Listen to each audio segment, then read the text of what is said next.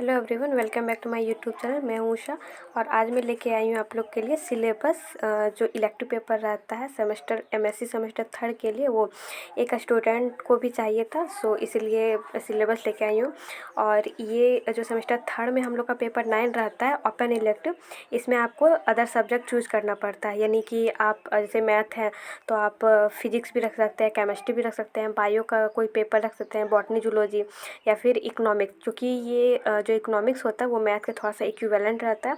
सो ज़्यादातर स्टूडेंट जो रहता है वो इकोनॉमिक्स पेपर ही रखते हैं।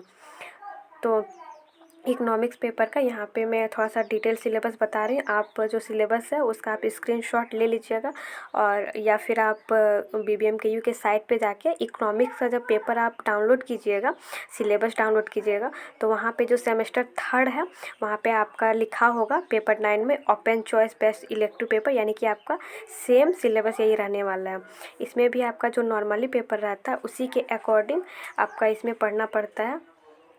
सो स्टार्ट करते हैं आपको सिलेबस बताना। सबसे पहले देख लेते हैं कि ये भी आपका इंटरनल और एक्सटर्नल दो पार्ट में डिवाइडेड है, यानी कि 30 मार्क्स का इंटरनल और 70 मार्क्स का एक्सटर्नल होगा। और इंटरनल में एक और थोड़ा सा ध्यान दीजिएगा, जो कि हर कॉलेज या यूनिवर्सिटी में दिया जाता है, आप लोग को असाइनमेंट भी बनाने दिया जाता है। असाइनमेंट भी आप ज़रूर कंप्लीट कर लीजिए, क्योंकि एग्ज़ाम में आपका वो हेल्पफुल रहता है।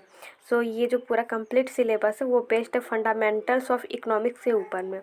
और जो सबसे पहला यूनिट है वो है माइक्रो इकोनॉमिक्स का, देन सेकेंड यूनिट है मैक्रो इकोनॉमिक्स का। आप स्क्रीनशॉट आप लेते जाइएगा।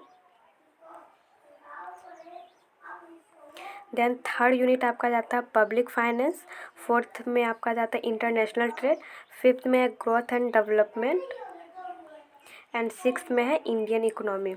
और अगर आपको सिलेबस में या फिर कोई टॉपिक में किसी भी तरह का कुछ प्रॉब्लम होता है, अगर आपको डिटेल में पढ़ना है, तो ये सारे बुक का डिटेल से आप ये बुक थोड़ा सा रेफ़र कर सकते हैं, देख सकते हैं थोड़ा बहुत हिंट के लिए। बाकी मैं सजेशन यही दूंगी, और जो कि ज़्यादातर टीचर्स का भी एडवाइस रहता है, अगर आप नॉर्मली MSc से कर रहे हैं तो उसमें जैसे कि होता है कि आपका इस उतना भी ये बस एक होता है कि नॉलेज गेन करने के लिए। तो अगर आपको मार्क्स जैसे कि देखना है, सिर्फ मार्क्स से मतलब है, तो कि बुक के बजाय आप सिर्फ टॉपिक का नोट्स बना सकते हैं।